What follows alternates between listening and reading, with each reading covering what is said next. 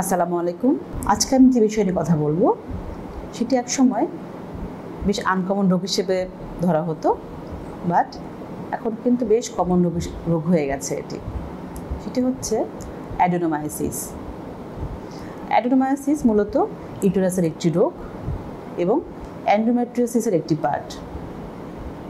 আমাদের নারীদের প্রজননতন্ত্র সাধারণত 5টি মেজর অঙ্গ দ্বারা গঠিত: ভ্যাজাইনা, সার্ভিক্স, ইউটেরাস, ডেফেলোপিয়ান টিউব এবং 2টা ওভারি। এই অ্যাডেনোমায়োসিস মূলত ইউটেরাসকে ইফেক্ট করে। ইউটেরাসে সাধারণত 3টা পার্ট থাকে বা 3টা লেয়ার থাকে। সবচেয়ে যে ভেতরের লেয়ার তাকে বলা হয় এন্ডোমেট্রিয়াম।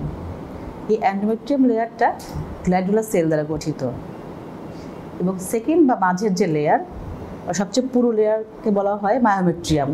এবং আমাদের যে প্রতি মাসে ব্লিডিং হয়, আমাদের যে মেনস্ট্রুয়েশন হয়, সেই ব্লিডিং কিন্তু এই মায়োমেট্রিয়াম লেয়ার থেকেই আসে।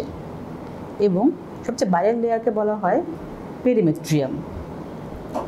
কখনো এন্ডোমেট্রিয়ামের এই কোষগুলো যদি এন্ডোমেট্রিয়াম ছাড়া মায়োমেট্রিয়াম বা মাঝখানের লেয়ারে প্রবেশ করে, তখন মায়োমেট্রিয়ামে যে ব্লিডিং হয়, এই ব্লিডিং হওয়ার কারণে ইউটেরাসের সাইজটি স্বাভাবিকের চেয়ে বড় হয়ে যায়। অনেক সময় 2 গুণ বা 3 গুণে বড় হয়ে যেতে পারে। তখনই তাকে আমরা অ্যাডেনোমায়োসিস বলে থাকি। তবে অ্যাডেনোমায়োসিস এন্ডোমেট্রিওসিসের একটি পার্ট। এইটির কারণ বেশিরভাগ ক্ষেত্রে জানা যায়নি। তবে যদি কারো সিজারিয়ান সেকশনের হিস্ট্রি থেকে থাকে বা বাচ্চা নষ্ট হয়ে গেছে অথবা কেউ বাচ্চা নষ্ট করেছে কিংবা স্বাভাবিক প্রেগনেন্সির পরেও অ্যাডেনোমায়োসিস গ্রো করতে পারে। তবে সবচেয়ে কমন সিমটম হচ্ছে অ্যাডেনোমায়োসিস হলে পিরিয়ডের সময় অস্বাভাবিক এবং অতিরিক্ত ব্লিডিং হয়ে থাকে। এন্ডোমেট্রিয়াসের যেরকম প্রচুর ব্যথা হয়ে থাকে, অ্যাডেনোমায়োসিসে এই ব্যথার সাথে প্রচুর ব্লিডিং থাকে এবং ব্যথার চেয়ে ব্লিডিংয়ের প্রবণতা বেশি থাকে।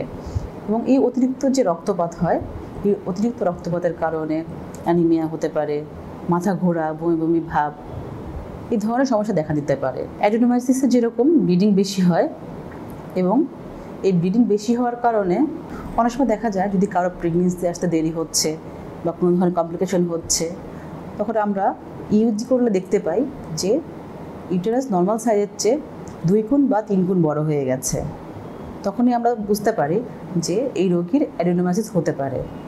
তবে অনেক সময় অ্যাবনর্মাল ইউটেরাইন ব্লিডিং হতে পারে, স্বামী সহবাসে ব্যথা হতে পারে, এন্ডোমেট্রিওসিস বা ফাইব্রয়েড এই ধরনের সমস্যা দেখা দিতে পারে। তবে এই ধরনের সিমটম থাকলে আমরা আলট্রাসাউন্ড করে কনফার্ম হতে পারি। তবে আলট্রাসাউন্ডে অনেক সময় নোডুল দেখা যায় বা ইউটেরাস যেহেতু সাইজে বড় হয়ে যায়, তখন এটাকে ফাইব্রয়েডের মতো মনে হয়। কিন্তু ফাইব্রয়েড এবং অ্যাডেনোমায়োসিস কিন্তু এক জিনিস নয়। ফাইব্রয়েড হচ্ছে ইউটেরাসের এক ধরনের টিউমার।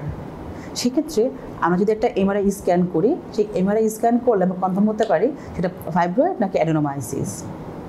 যদি কারো অ্যাডেনোমায়োসিস হয়ে থাকে, তাহলে আমার পরামর্শ থাকবে যে আপনারা সার্জিক্যাল স্টেপ নেবেন না।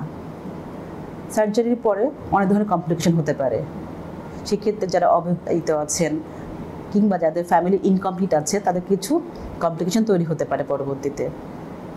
হোমিওপ্যাথিতে অ্যাডেনোমায়োসিসের খুব ভালো মেডিসিন আছে। তাই যদি আপনার এই ধরনের সমস্যা থেকে থাকে, অবশ্যই একজন রেজিস্টার্ড হোমিওপ্যাথি ডাক্তারের কাছে যান এবং পরামর্শ গ্রহণ করুন এবং সঠিক চিকিৎসা গ্রহণ করুন। ধন্যবাদ।